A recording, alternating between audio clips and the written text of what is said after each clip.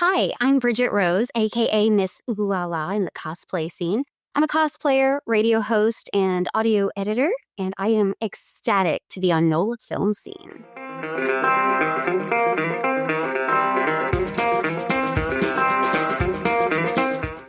We are back, and ladies and gentlemen, I am so pleased to welcome Miss OoLaLa, my friend Brigette Rose, cosplayer extraordinaire to the podcast. Hi, friend. I don't know about all that, but thank you for the introduction. Yeah, welcome. Yeah, you don't know about the extraordinaire, but the friend part's still good, right? Yes, absolutely. The extraordinaire part makes me feel, I don't know, like I should be famous or something. But thank you. You're definitely famous in the cosplay circles. I'm just your neighborhood-friendly cosplayer.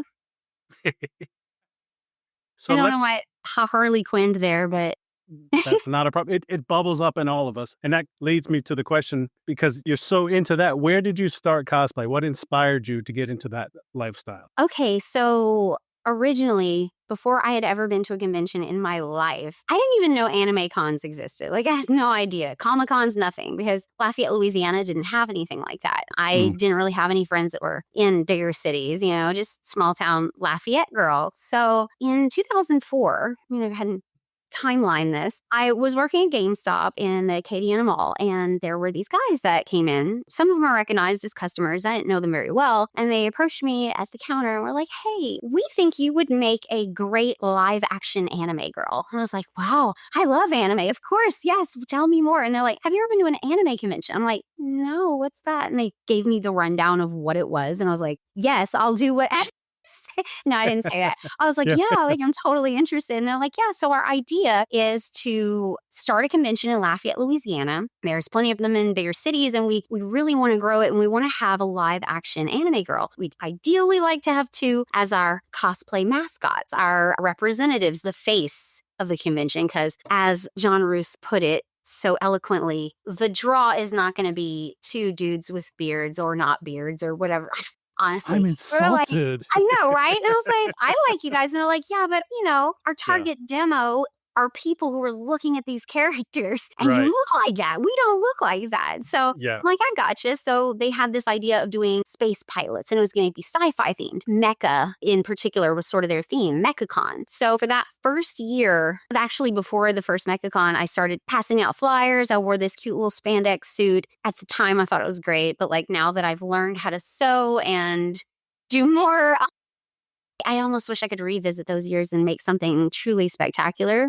Although in later years, they had some beautiful costumes commissioned for the mascots. And as I grew with the characters, so did the costumes. And eventually, I wanted to start making my own, not my own characters, but making characters from shows that weren't the original mascot character. And I wanted to start competing. So I worked with them for years and years and years, and kind of grew my own cosplay brand off of that, sort of just by all the people I met. And I started learning about new events and a lot of New Orleans stuff, a lot of Texas. Texas was at the time booming. They still are, but booming with conventions. Right. And wow, yeah, 2004.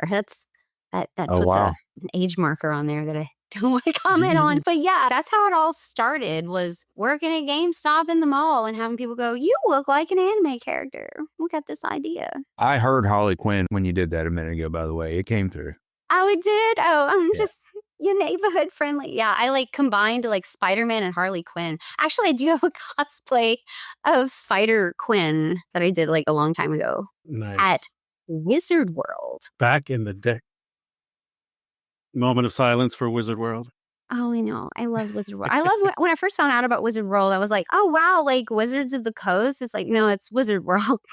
From the magazine. Yeah. Stop trying to associate it. From the magazine before your time. Right. So, yeah, before my time, I don't know. I feel like my time is, but yeah, maybe so. It was the 90s mostly. By the year 2000, it was coming down. Magazines were on the way out. I was here in the 90s, teenager. Yeah, but you were just a baby. You just such a tiny little infant. I know. Yeah, I am a 90s kid. I am a 90s gotcha. kid. So yeah, I got to see all of the 90s. Right.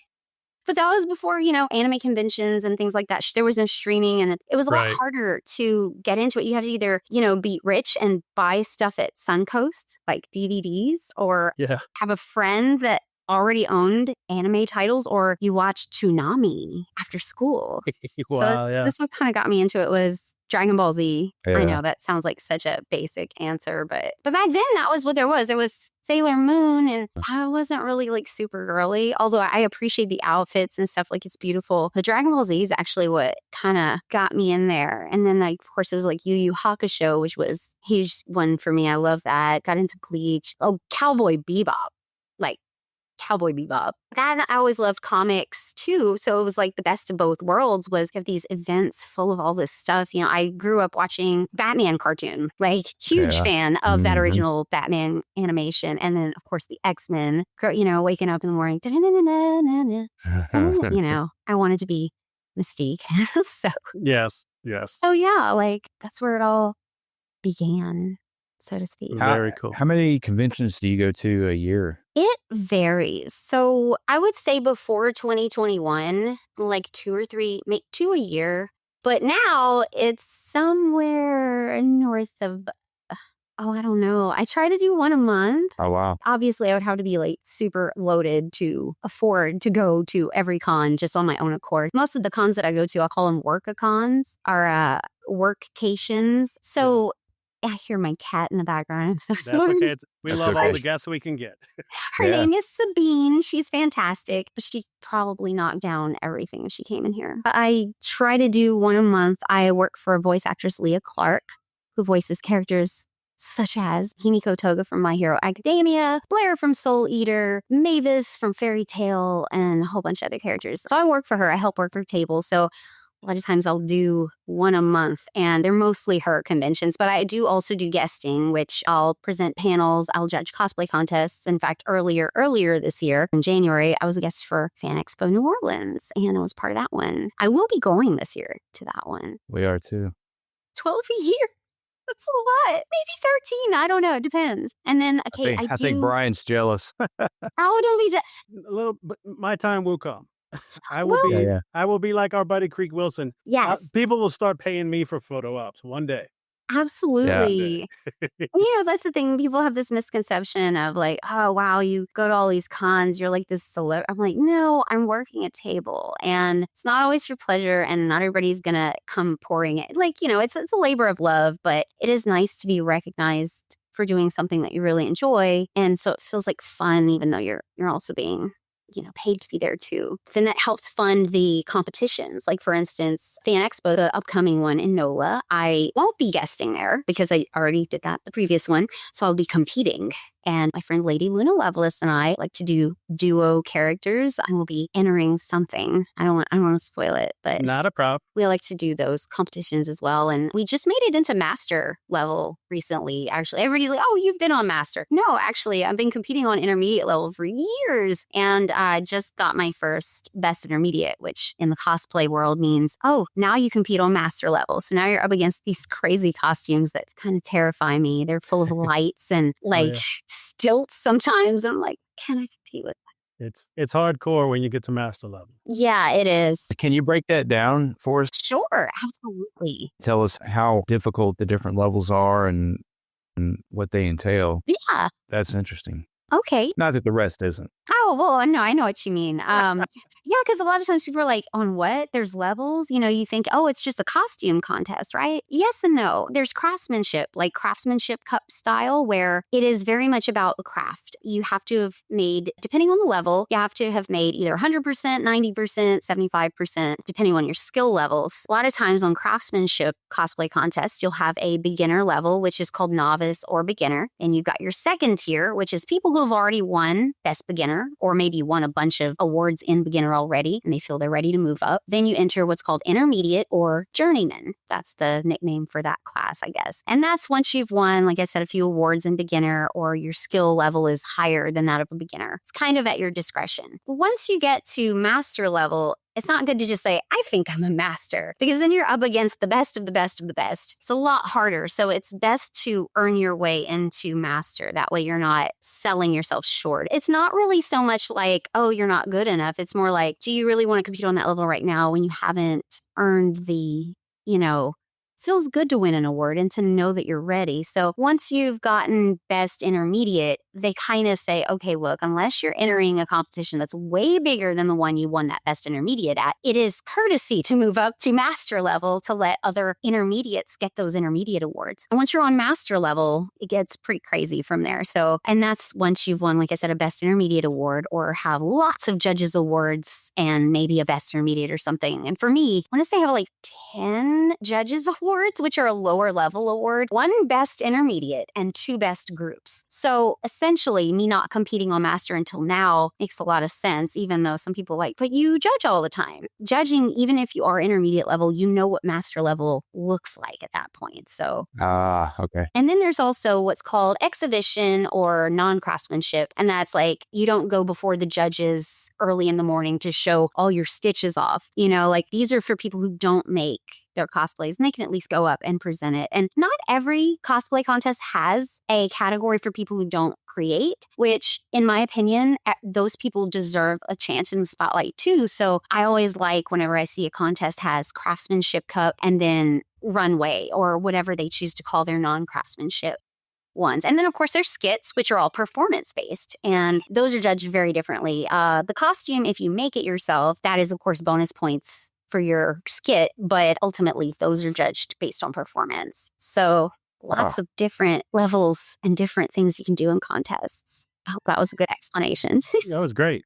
That was great. Thank you. I'm formulating a couple of questions. I watch Big Bang Theory, sometimes when I need something in the background to do other things. And there's one episode in particular where they're talking about wearing costumes, and one of them says, "Gentlemen to the sewing machines," and they all, go run off to make their costumes. Tell me the difference of where you have to make your own. Do you have to be making your own to move up to the highest level? Yes, absolutely. So that's another part where the rules are really important. So anytime anyone would like to enter a contest, it's important to read the rules, because I've been to contests that are smaller conventions and they're like, oh, we only have beginner and advanced. So there'll be like 2 categories if they know they're not going to get a ton of signups. But it'll say in the rules, like you have to have handmade 30% for beginner, for example. So that's like, okay, if you made some of your cosplay, but not half of it, you can still enter on beginner. Intermediate is going to be 50% usually, or more depending, sometimes less. It really depends on the con. If it's as big as Fan Expo, so they are very craftsmanship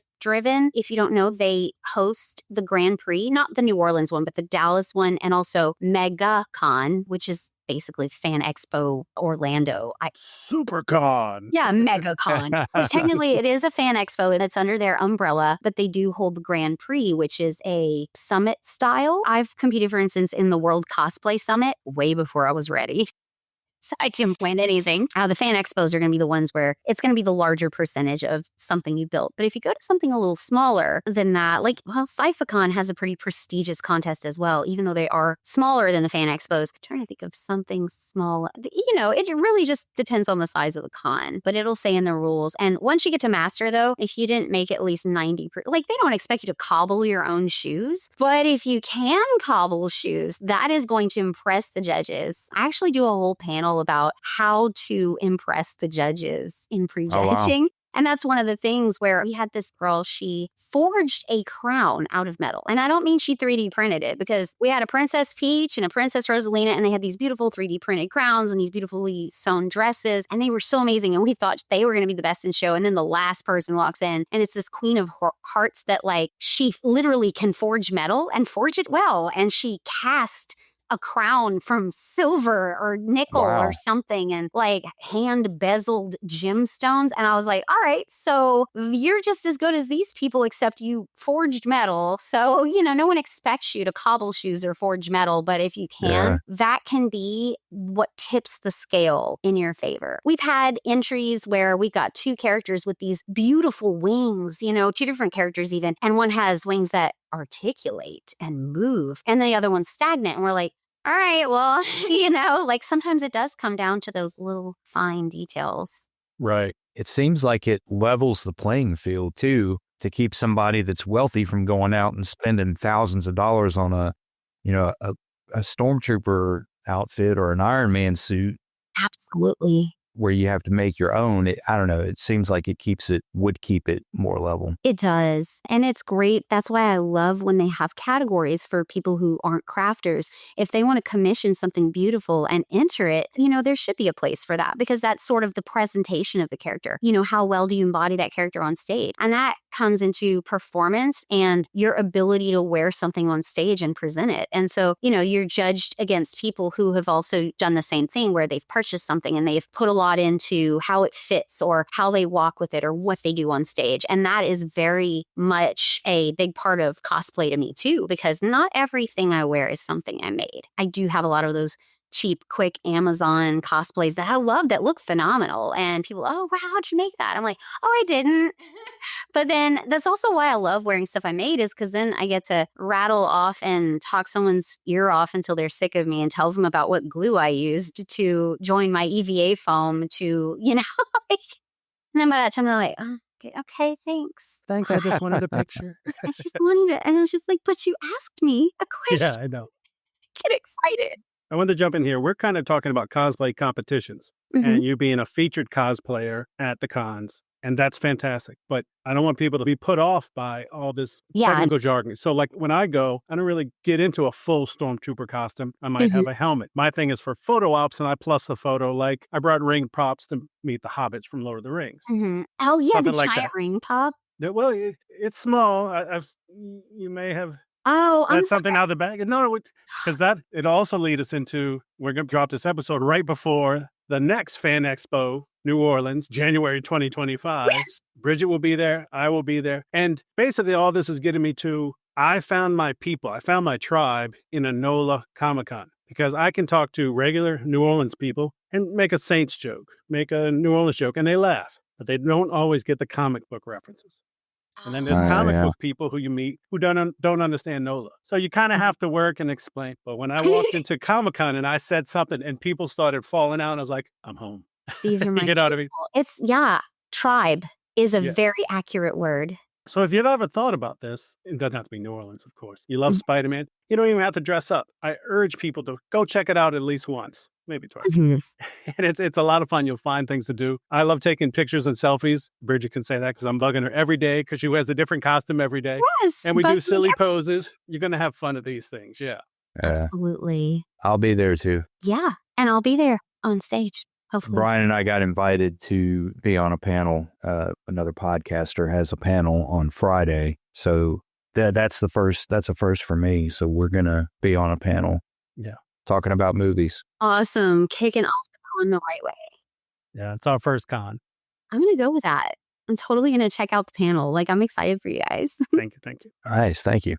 And last year I got my first press pass, but I didn't show up early. So I didn't get any interviews with people. Oh, man. I'm going to try it again. I can't wait to meet Gray Delisle. If you see my videos, I like throwing voices with the voice actors. Oh, awesome. I'm a huge horror fan too, by the way. I don't know if you're into Terrifier, but I'm still like, this happened like, I don't know, like this summer. I made the cosplay from Terrifier 2 of Sienna Shaw. She's the final girl and she's got this armor. So she's like a cosplayer in the movie. Like she's making her cosplay. So I'm like, I need to make that. And I got invited to a horror convention, which never happens for me. It's always anime or Comic-Cons, because horror cosplay is a little bit different, because a lot of times it's clothes and it's a lot of blood, but it's not, like, oh, you built this thing, because there's not as many opportunities for that. So I made this cosplay, and when I put it on my Instagram, David Howard Thornton, aka Art the Clown, shared it, and so did Lauren Lavera, the actress who plays the character that I made the costume of. And I'm still like, and I want to meet them so badly. I found out they're going to be at a horror convention in Texas coming up, so I will be at that one, and I want to meet them so bad. Very cool. Wow, that's cool. That is exciting, meeting all the people that inspire us. Yeah. So I have a couple questions. You mentioned audio editing. I don't want to completely leave the cosplay stuff behind. We'll circle back to it. I wanted to ask about your radio work. How'd you get into that, and what's that like? And is it challenging to balance that with the cosplay and conventions? Oh, that's a fun question. I like that. Yeah, I always hesitate to even talk about radio because, like, people that are in radio, like, that are only like that's their focus, like they just think it's like the whole world. And I'm like, that's cool, but like, don't be one of those like DJs, like, don't be that guy or girl or whatever. So I was like, yeah, I do radio, but if no one's interested, I don't go. So on this format, and I've worked in this format. Gosh, I started radio it was in the early after 2010. It was after college. I went, oh my God, I changed my concentration in college so much. I was a visual arts major, which I should tell you.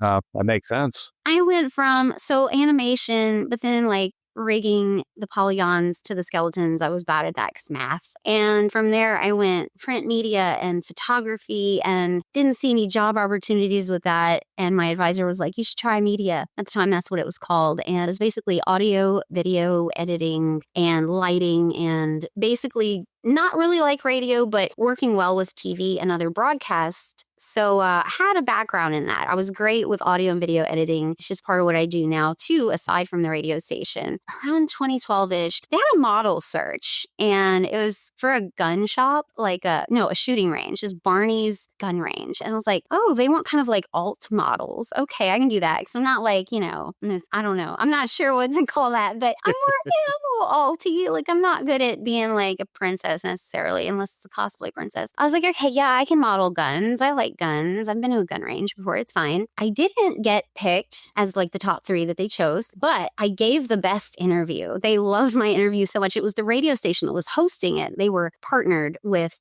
that gun range. And the morning show guy was like, you gave a great interview. Have you ever done broadcasts? I was like, no, but maybe. I could. He's like, I have a show in mind for you. It's that have this intern that we're about to hire. We're going to do a show. It's kind of raunchy. Are you okay with raunchy? And I'm like, yeah, I don't care. It's like, yeah, it's called Two Hot Chicks on a Saturday Night. And it's going to be at night on Saturdays. And so we're going to talk about sex, except in a way that's like you can get by with the FCC rules. So we're going to have creative language. And I was like, I can do that. Because he, I guess, saw that I played with language a lot and in our interviews that we had with the models. So he was like, I think you'd be great. I did that for a while. I was Miss OoLaLa. That was where the name, he said, choose a radio name. You can't be Brigette 'cause it's a raunchy show. I don't want to do that to you. So I chose Miss OoLaLa based on the character OoLaLa from Space Channel 5 on the Dreamcast. Super obscure. No one will know. No one will. And I spelled it differently, so it would be unique. But ultimately, I stole her name because she was a forgotten Sega character. We did things like the super freaky shot of the night. We would pretend to mix shots or drinks in the studio and give the recipes out. We talked about relationship advice, but it was usually like raunchy relationship advice. Anyway, from there, I ended up on middays for a while. I was the morning show co-host, board op. I excelled with audio, and then I became production assistant. And they were like, wow, you make great commercials. I started getting really creative with that. I submitted to the Addies, which is submit a commercial and you might win something kind of thing. Kind of like a LAB award, like a broadcaster award type thing. I didn't win. But from there, I just worked at different radio stations. I was a brand manager for a few different stations, mostly in rock format. I guess it goes without saying that format for Two Hot Chicks on a Saturday Night was active rock, like rock and metal. Yeah. Yeah, I did pop for a while, but like when you don't know the difference between Britney Spears and like Christina Aguilera, people start to notice. So I was like, please put me back where we have Mudvayne or something. I need Pantera. Like, we got to fix this. So I ended up working in rock again, which currently I'm on Planet Radio 106.7 in Lafayette. And I also do freelance commercials. Like I do voiceover. I do production, even when it's not my voice. I'll produce commercials for companies. I do podcast editing. Audio podcast editing and like host it on like Buzzsprout and schedule and do the little, stuff like that. I love mix. One of these days I'd like to be audio engineer, mix at maybe Crunchyroll. Hey, Crunchy, if you're listening. No, just kidding. Hey, Crunchy. Hey, Crunchy, come over here. I just love the world of audio and being a host. I'm afternoons. For the most part, my career in radio has taken me through afternoons. Most people don't understand is when you have an on-air shift nowadays, and like it's not the 90s anymore, so nobody's really live. Like sometimes they're live. They say they're live. But a lot of stuff has gone remote. The radio industry has turned into a bunch of people like me who have, like a Rodecaster Pro 2 and an XLR mic. I've got Shure. I love Shure. They are Bay. Yeah. I broadcast from home. I do my afternoon show from home, actually. Kind of cool. I don't have to go anywhere for that. That was going to be the next question I had. Did that go remote? Yes. I kind of thought maybe it did. I'd heard some people do that. That's cool. In larger markets like Dallas and New York, I mean, there's a lot of much bigger markets where they do have live hosts. And then sometimes they'll do like radiothons where they will go live that day and they'll be live the whole time. I used to do simulated live where I would record some of it. I'd be live for an hour and take some requests. Back when I worked at KSMB in Lafayette, is the pop station I was talking about, we had this all live. It was just like one continuous mix of music by a DJ. And we would just pop in and out and you'd have to just watch the time and know how much time you had to talk. And I'd take callers on the air and early air them back over the air. You can't put them live. Like, that's dangerous. People say some crazy stuff. Yeah. So, yeah. And it kind of works out with cosplay in a way. We host a lot of things. A lot of times they'll put us on stage to announce bands and things like that. And it's really helped with, I find, my stage presence when you have to announce at Festival International and randomly you get a ton of people. When you get up on stage for cosplay, it just seems like whatever at that point because you've been through the scary part. And then also without my cosplay for me is sort of like wearing a mask. Like when I have to be Brigette Rose on the stage and be me and do it, it feels weird. But it's almost like the persona takes over. Like Miss OoLaLa is a character of her own when I host cosplay things. Brigette Rose is even a character. Bridget is the character. Like, I'm always kind of a character. Once I got into radio, I realized how cosplay could help me become a character on the air. So do kind of work out. I've even hosted things in cosplay for the radio station because people were like, oh, you should cosplay for that. Like, when you're in a smaller market, people get to know you and they know what you do outside of it. Like, they'll know what stations I was on before and they'll be like, oh, if it isn't Miss Radio Lafayette over here. And I'm like, nope, I'm on planet now. A lot of times it brings something special to it. They had a band who did a Halloween show that Planet Radio hosted. And the band and I were talking and I was like, do you want me to help host the costume contest? I use quote fingers because it's not a cosplay contest where you're making things, but maybe people will, you know? And I was like, hey, I can promote it through my cosplay socials because I have a lot of local people that might go, oh, there's costume things happening and maybe it'll pull some people. And of course the band was like, yes. Now like, oh, we've seen all your cosplays. Oh, can you wear the Terrifier one? And I was like, absolutely. It does enhance. It helps me stand out, I guess, from the other broadcasters, you know, the other DJs that don't do it. I feel like female broadcasters, especially in rock, are just not as common. In fact, I was a production director for a long time, which is the person that makes all the commercials for the cluster. I felt like there were no females hardly that did that either. So it's an interesting combination, but it has helped me to both stand out and get comfortable with being Bridget in front of people because I'm actually kind of shy, like outside of personas. Yeah. So yeah, I'm totally shy. Can you tell? Like, I can relate because I am big. I am out there. I'm talking to everybody and I'll shut down and not be able to control it. yeah. Even our social batteries drain. Yeah, after a while, I'll notice I'll be like, I need to hide. Yeah. Or like if I have to leave like a party or like if I want to leave a party early. So that's part of my like social, like I've run out and I don't want to hug everyone on the way out because at this point I've reached my max social battery limit and it is depleted. So I have to go recharge and then come back. Totally. I have a compunction to shake hands and say goodbye to everybody, which has gotten me in trouble with my wife when she was ready to go a few times. Like, okay, hour later, I'm still saying goodbye. Like, oh crap, I didn't realize. It's a Cajun goodbye, man. Yeah. And for me, since I'm not Cajun, that's a yak goodbye. A yak? Yak, Y-A-T, like New Orleans. That's a New Orleans thing. Like people that are real loud, they're yats. Hey, where you at? Oh, where you and at? that's the New Orleans word? Yeah. Okay. Y-A-T, where you at? Yat. Oh, where yat? Where yat? Where you How at? your mom and them? Yeah. Hey, how's your How mom your and mom them? and them? How they doing?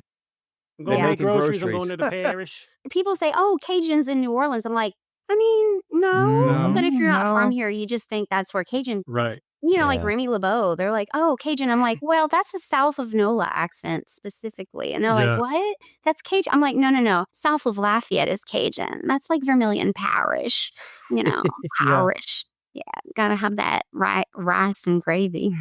Oh, I butchered that.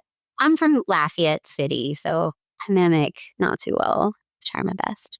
The Okay. yat. That's okay. Yats. You're a yat. Well, sure, there's nothing wrong with that. Yeah. We all love the Cajun. We love the bayou.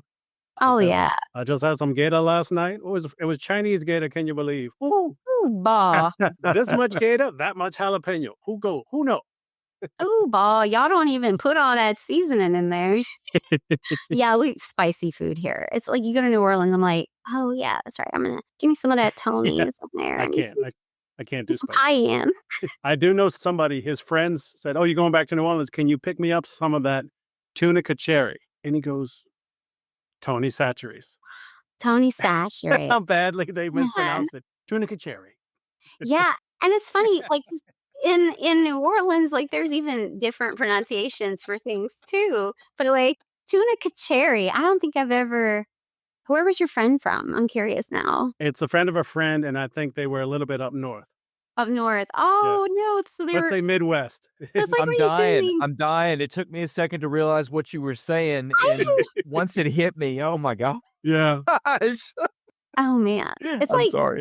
it's like whenever like we would get like a teacher like growing up, you get a teacher from like somewhere totally different, and they come down here and they're like, "Where's Justin Phi Bodiacs?" And I was like, "Huh?" You know, or like oh Thibodeau, okay, yeah, or like Trahan, Trahan, oh Trahan, okay. Well, y'all might say, I think y'all say, do y'all say Trahan? Trahan or Trahan? Trahan Trahan. sounds more familiar, but I don't think I've known many Trahans. Trahan. Here is Trahan. I got you. It's definitely not that for me. But also, I'm not pure New Orleans. Gotcha. I'm Yeah. suburbs. My dad was uptown when he was growing up, and my mother was from Maine. Okay. So I'm all kind of mixed. Oh wow, my parents are from here. From St. Landry Parish, it's like Opelousas area, Cajun-ish, Cajun enough. Cajun adjacent. Yeah, like and country too, like from the deep country, the bayou specifically. My dad grew up on the bayou, so Yeah. get all that good bayou speak. And our gumbo does not have okra, sir. I'm just letting you know. Don't put tomatoes in my gumbo.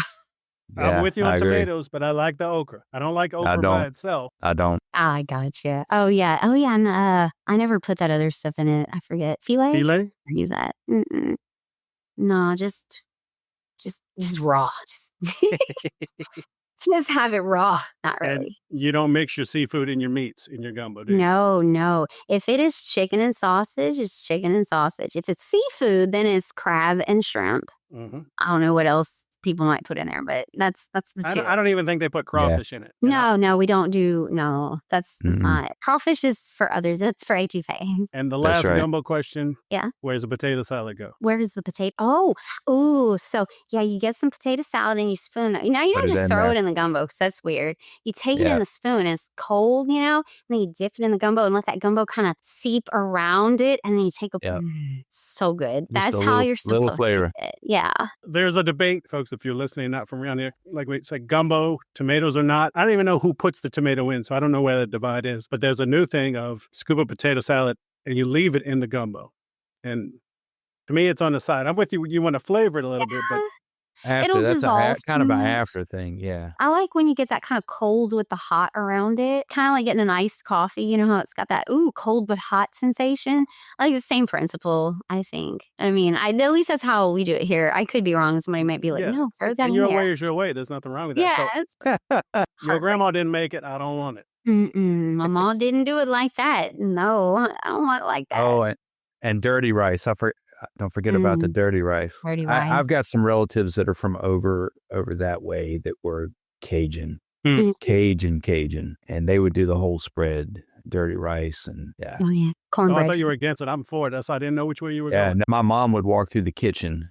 And she knew there were some things that I just wouldn't do if I knew what was in it. And she'd say, okay, that pot is okay. Stay away from that one. Because they would put everything in it. Oh, wow. Yeah. I wish I had that kind of warning sometimes growing up. I'd be like a bit into what's called yams. It's just sweet potatoes, I guess. I don't know. I think a real yam, like what people call yams isn't even yams. But that, thought it was orange. I thought it was carrots. And I still don't like sweet potatoes. I think I was traumatized. I was going to hit us with one. Have you seen they put the seasoning on the outside of the crawfish? So they boil it, and there's not a lot of seasoning in the boil. And then to give you the spices, they dust the outside. Well, you're not going to eat the shell. You're not. I guess you're supposed to lick it off or something. It's like, lick a crawfish? Like, I don't know what they mean, what they want to do with it. Is that psycho. who's doing that? Yet I saw it for a Northerners? fancy restaurant in New York. Like they were on I saw it on social media. That explains And it. there are people who dust their crawfish. Okay, but no, you gotta boil it in the seasonings in the crab boil, like Crab boil, yeah. Zatarain's makes a great one. It's liquid. Yeah. You just pour it in there. Pour it right in. The big bags of it too, like Zatarain's, like you know. Yeah, Yep. I totally agree. Wow. Yeah, no, we don't just dust unflavored crawfish with flavorings. All right. So circle back To cosplay. to Cosplay. Fan Expo New Orleans, January 10th, 11th, and 12th. Yeah. Yeah. But do you know where your table is going to be? Actually, I will not have a booth this time. So Fan Expo, they're very good about not doing repeat cosplay guests. And it kind of doesn't really serve the convention if you think about it. So like they had these 5 guests in 2024. 2025, they're going to have 5 different guests. Not only does it keep it fair for competitors, so you're not getting judged by the same person over and over or same group of people, but also, you know, you're not bringing in new viewers. Well, you will from other people, but your cosplayers you're not changing your reach, I guess I should say, as far as people who, like, for instance, this year, my good friend Astro Lens, that's with like 3 Z's, they are a cosplay guest this year. They had guested 2 years ago. So, like, you can do non-consecutive years. So I'm not guesting this time, but that gives me an opportunity to compete. So I will not have a table, but I will probably be showing up at Astro Lens's table quite a bit because that's my friend. And I'm so proud of them. They actually run a lot of things behind the scenes at other conventions, like running cosplay contests and organizing the awards and guests and stuff. I love that they still take time out for an opportunity to shine as a cosplayer, not just an organizer. So shout out Astro Lens.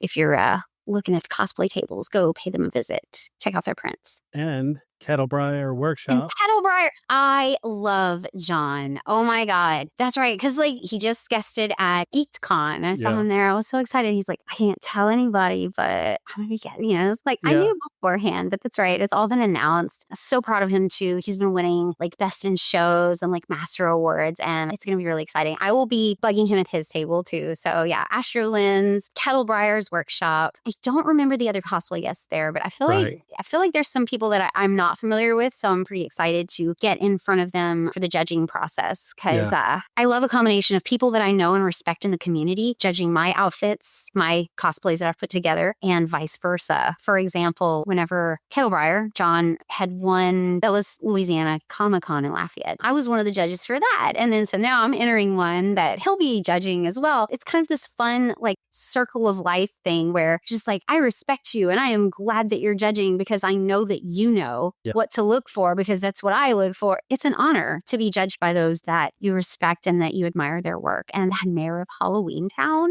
I was going to bring it up. I was going to say, you've seen that, right? Everyone's seen that. I want to say it was shared by Chris Sarandon. Yeah. He saw him at 2 GeekCons ago. Mm-hmm. And last Fan Expo, Danny Trejo's people. Danny's at his table. Mm-hmm. And the people come running up to John and say, you need to stop. Somebody wants to take a picture. Danny Trejo came over and, oh man, I love to describe it to people. I made before Christmas, the mayor of Halloween Town with the 2 faces. It's not a costume. It's almost like John's inside of a float. It's a structure. Like it's a giant prop is what it is. But it's impressive. It's awesome. Mm-hmm. In the Star Wars world, the bad guys, the Sith, are Darth something. So John had a Darth, and I can't remember the name, but he's walking around with his red lightsaber, and he had a case. And it was baby Grogu in Carbonite. Carbonite. Oh. Carbonite, like, it was, because the baby's like, I was like, oh, that's the best. Why did you carbonite the baby? He escaped after the con, I'm sure. But yeah, true. Yeah. John's got that good mind for that cosplay. He does. Speaking of, like, one of the really cool things about guesting and like John and Lynn and all, they're going to have access to that green room and you will run into the most exciting people. Danny Trejo, for example, in the green room, I think it was at Fan Expo. It was one of the guesting ones where I had green room access. And you go in there and it's not just cosplay. Like it's all the guests can go. Actually, a rapport with Jason Mewes at this point because I always end up in the green room with him. Yeah. At New York Comic-Con, actually, I kept running into him in the bathroom and he was like, we're on the same bathroom schedule. We talked about his little like motorized suitcase that he had.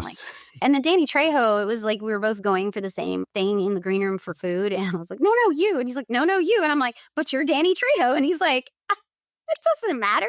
ladies first. I was like, okay, fine. But I felt like so awkward. I was like, don't perceive me. Oh God. TJ would have to have his hand clamped around my mouth like, don't give out the podcast card. I'm Don't do gonna it. do it. I'm going to tell everybody. It's like, don't be weird. Don't be weird. I'll be weird. Right. It gets easier the more that I do, because working with Leah Clark, circling back to that, she's a voice actress. She always has access to the green room. So a lot of times me and her assistant haven't been in that part of it as long. And we're like, oh my God, do you see it? Don't look. It's Elizabeth Olsen, and stuff like that. I just have to. Yeah, she was in the same room as me. And I didn't know what to do with myself. Same thing with Matt Berry from What We Do in the Shadows. I was like, don't look too hard. Sometimes they come up to you. John Boyega, Finn from Star Wars, was like, oh my God, can I get a picture with you? And I was like, absolutely. I was excited because I thought he knew the character. I was Himiko Toga from My Hero, which, if you don't know, she's got buns, like blonde buns, but they're spiky, and she's got fangs in. And she does wear a schoolgirl outfit under her accessories. Yeah. When he saw me, I didn't have all the accessories. It was just the schoolgirl outfit. And, and he's like, oh, I got a picture with Sailor Moon. And I was like, yep, sure, thanks. He's like, your Sailor Moon's awesome. And I was like, thank you. And I was like, oh, well, it's fine. I'm Sailor Moon, or it's John Boyega. That's fine. He can call me whatever. Yeah, totally. Call me. I mean, like, you can have one if I can have one and I can post it. Yeah, I did. Mine came out blurry. So I don't know. I think I posted it in my story, but yeah, I was like, oh man. I was like, can I have one too? Sometimes it's exciting when they get excited. Very cool. I believe we're out of time. Okay. Well, thanks. I don't want to go. I know. I can talk people's ear out. Like, I'm a motor mouth. I'm undiagnosed ADHD. I only know that because I have friends that work in mental health, and they're like, you need to get me. They're like, this what you Are you is. sure I'm ADHD? They're like, take this test. And I'm like, oh, it says I am. Let me take it again. They're like, stop. Just stop. Just admit it. I think I'm in the same boat. Yeah. Like, it's fine. It's a choice, a life choice. It's a new term for an artist. You got to be flighty. I'm just artistic. That's right. Artistically inclined. It means I have time blindness. So that's why I was late. Well, I wasn't going to bring that up, but we're all good.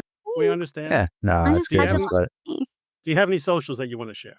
Absolutely. Okay, so I'm on Instagram for the most part. That's my favorite. You can find me at miss.oolala. That's MISS period OOLALA. You can pretty much type that in on Facebook and it'll pop up. I think it's Miss OoLaLa Cosplay with some spaces in the ooh and la la's because Facebook, I don't know, it made me do it that way. I forget why. I have a Facebook's TikTok weird. and I'll use it. I think that's all my socials. Yeah, pretty much Instagram is my fave though. So That's my fave too, because it's pictures. it's so easy. And there's not group pages and fan pages and event page. Just give me a page. Yeah. Simple, please. So yeah. Very cool. Well, thank you for joining us. Thank you, Miss OoLaLa, for joining us. And we'll see everyone this weekend at Fan Expo New Orleans. Come find us, y'all. Come find us.